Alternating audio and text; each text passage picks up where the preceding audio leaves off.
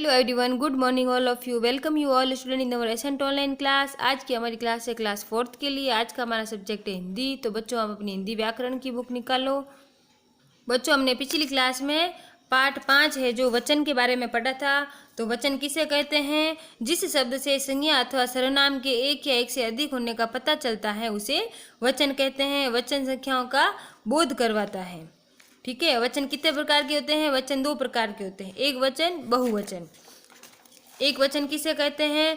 वस्तु या प्राणी के एक होने का बोध जिस शब्द के द्वारा होता है उसे एक वचन कहते हैं, जैसे किताब, लड़का, घड़ी, पतंग आदि। और बहुवचन किसे कहते हैं? वस्तु या प्राणी के एक से अधिक होने का बोध होता है उसे बहुवचन कहते हैं, जैसे किताबें, घड़ियाँ, पतंगें, लड़कियाँ, लड़के। इस तरीके से बहुवचन का पता चलता है, क्योंकि एक वचन में एक ही चीज़ होती है और बहुवचन में बहुत सारी संख्या होती है। वचन बदलने पर संज्ञा का रूप भी बदल जाता है, जैसे घोड़ा भाग रहा है, घोड़े भाग रहे हैं। या वहाँ पे रहा है, यहाँ पे रहे हैं, यानी बहुत सारे घोड़े भाग रहे हैं। मिठाई अच्छी है, मिठाइयाँ अच्छी हैं। लड़की खेल रही हैं, लड़कियाँ खेल रही हैं। इस तरीके से क्रिया का रूप भी बदल सकते हैं। फिर अपन ये तालिका के बारे में पढ़ा था, तो इसको अपन एक बार वापस पढ़ेंगे। ये वचनों के रूप लिखे हुए हैं, एक वचन भी हैं, बहुवचन भी हैं, जैसे आँख, आँखें, दाल, दालें, कमीज, कमीजें, राह, राहें, बगीचा, बगीचे, घोंसला, घोंसले, बच्चा, बच्चे, खिलौना, खिलौने, झंडा, झंडे, घोड़ा, घोड़े, लड़का, लड़के, गमला, गमले, दरवाजा, दरवाजे, पुस्तक, पुस्तकें, तितली, तितलियाँ, छुट्टी, छुट्टियाँ, टोपी, टोपियाँ, मिठाई, मिठाइयाँ, कक्षा, कक्षाएँ, ऋतु, ऋतुएं, गुड़िया, गुड़िया, माला, मालाएँ, घड़ी, घड़ियाँ, बिल्ली, बिल्लियाँ, कहानी, कहानियाँ, कौवा, कौवे, रुपया, रुपए, महिला, महिलाएँ। तो यह एक वचन से बहुवचन बनाया हुआ है इसमें। जैसे बच्चा, तो एक बच्चा, बच्चे तो मैंने बहुत सारे बच्चे। माला तो यानी एक माला, मालाएं यानी एक से अधिक, यानी 2, 3, 4, 10, 20 कितनी भी मालाएं हो सकती है। ठीक है। तो इस तरीके से एक वचन और बहुवचन है। और उसके बाद में आपको ये है जो पाठ है जो पूरा हो चुका है आज का आपका होमवर्क। जैसा कि बच्चों पिछली क्लास में हमने पेज नंबर 28 पर फर्स्ट, सेकंड, थर्ड, फोर्थ ये चारों हैं जो अपन ने क्वेश्चन आंसर कर लिए थे। ठीक है। तो आज अपन क्वेश्चन नंबर 5 करेंगे। क्वेश्चन नंबर 5 में क्या है? रेखांकित शब्दों के वचन बदलकर वाक्य लिखिए। तो यहाँ पे ये जो रेखांकित यहाँ पे शब्द हैं उनके वचन बदलने हैं और फिर वाक्य लिखने हैं। तो बच्चों मैंने देखो यहाँ पे इसके आंसर अपनी नोटबुक में लिखा है। तो देखो, वचन 3 तरह के होते हैं। तो इसमें रेखांकित शब्द हैं 3। तो इसमें क्या चेंज होगा? इसमें कुछ भी नहीं चेंज होगा, क्योंकि यह वाक्य सही है। वचन 3 तरह के होते हैं, तो इस 3 को अपन तीनों नहीं कर सकती, क्योंकि वचन तीनों तरह के होते हैं तो वाक्य शुद्ध नहीं होगा, अशुद्ध वाक्य बन जाएगा। इसलिए यह वाक्य वही रहेगा, इसमें किसी भी तरह का कोई बदलाव नहीं आया। वचन 3 तरह के होते हैं। ठीक है। फिर ख, संख्या का बोध कराने वाले शब्द वचन कहलाते हैं। तो अब संख्या के नीचे रेखा खींची हुई है, इसका मतलब अपन को संख्या का वचन बदलना है। तो यहाँ पे देखो, संख्या का वचन बदल दिए। संख्याओं का बोध कराने वाले शब्द वचन कहलाते हैं। फिर पतंग शब्द बहुवचन है, तो यहाँ पे पतंग के नीचे रेखांकित किया हुआ है, तो अपन पतंग का एक वचन है जो इसका बहुवचन बनाएंगे। तो कैसे बनेगा? पतंगे शब्द बहुवचन है। फिर यहाँ पे भाषा शब्द एक वचन है, तो अपन इस वाक्य को कैसे बदलेंगे? भाषा के नीचे रेखा खींची हुई है, तो भाषा का क्या होगा? बहुवचन, भाषाएं।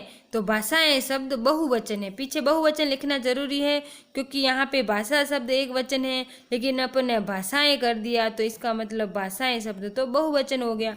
तो यहाँ पे भाषाएं शब्द बहुवचन है।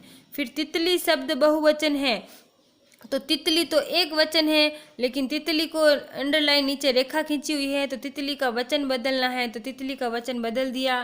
तितलियाँ, क्या कर दिया? तितलियाँ, तो तितलियाँ शब्द बहुवचन है। तो ये क्वेश्चन नंबर 5 आपके इस तरीके से आपको नोटबुक में करना है। अब अगला क्वेश्चन है आपके 6, निम्नलिखित शब्दों के वचन बदल कर लिखिए। यहाँ पे वचन बदल कर लिखना है। कल में, तो कल में यानी वचन बहुवचन था तो इसको कलम, घोड़ा, घोड़े, रस्सियाँ, रस्सी, कन्या, कन्याएं, टोपियाँ, टोपी, मालाएं, माला, पौधा, पौधे, गमला, गमले। तो जो बहुवचन थे उसको एक वचन कर दिया, जो एक वचन थे उसको बहुवचन कर दिया। अब 7वां, निम्नलिखित प्रश्नों के उत्तर दीजिए। वचन किसे कहते हैं, इसका आंसर आपको बड़ी आसानी से अपनी बुक में ही मिल जाएगा। ये रहा पेज नंबर 25 पर। जिस शब्द से संज्ञा अथवा सर्वनाम के एक या एक से अधिक होने का बोध होता है उसे वचन कहते हैं। वचन संख्या का बोध कराता है। तो यहाँ से लेके यहाँ तक इसका आंसर है। फिर अगला क्वेश्चन क्या है, एक वचन तथा बहुवचन में अंतर उदाहरण सहित बताओ। तो यहाँ पे एक वचन और बहुवचन में अंतर बताना है। तो अंतर आपके पीछे पेज नंबर 26 पे देखो, ये रहा एक वचन। वस्तु या प्राणी के एक होने का बोध जिस शब्द के द्वारा होता है उसे एक वचन कहते हैं, जैसे किताब, लड़का, घड़ी, पतंग आदि। और बहुवचन, वस्तु या प्राणी के एक से अधिक होने का बोध होता है जिस शब्द के द्वारा उसे बहुवचन कहते हैं, जैसे किताबें, घड़ियाँ, पतंगें, लड़कियाँ आदि। तो आपको ये चित्र वगैरह नहीं बनाने हैं, सिर्फ आपको एक वचन और बहुवचन की परिभाषा लिखनी है। और पीछे ये जैसे उदाहरण लिखे हुए हैं तो आपको उदाहरण भी लिखने हैं। तो आपका ये क्वेश्चन नंबर है जो 7 है, इसका क और ख दोनों हो गए। तो आज का आपका होमवर्क कौन सा हो गया, क्वेश्चन नंबर 5, 6 और 7। ठीक है। अब रचनात्मक कार्य, तो ये तो आपको अपनी इसी बुक के अंदर करना है। इसमें से क्या एक वचन वाले यहाँ पे लिखने हैं और बहुवचन वाले यहाँ पे लिखने हैं। तो चिड़िया, चिड़ियाँ, तो यहाँ पे अनुनासिक ये ना जो चंद्र बिंदु लगा दिया, तो चिड़िया का चिड़ियाँ, थैला, थैले, नदी, नदियाँ, महिला, महिलाएं, झंडा, झंडे। तो यही सारणी से ही निकाल करके यहाँ पे लिखने हैं। तो मैंने यहाँ पे लिख दिए हैं। तो आप भी इस तरीके से इस वर्ग पहेली से निकाल करके आपको एक वचन में एक वचन वाले शब्द लिखने हैं, बहुवचन में बहुवचन वाले शब्द लिखने हैं। ठीक है बच्चों, इस तरीके से आपको ये वाला काम तो इसके अंदर ही करना है, नोटबुक में नहीं करना। पर आपको क्वेश्चन नंबर 5, 6 और 7 ये तीनों आपको अपनी नोटबुक में अच्छे ढंग से करने हैं। ठीक है बच्चों, और आपको अपनी हर गुरुवार और हर सोमवार को अपनी नोटबुक चेक करवानी कंपलसरी है।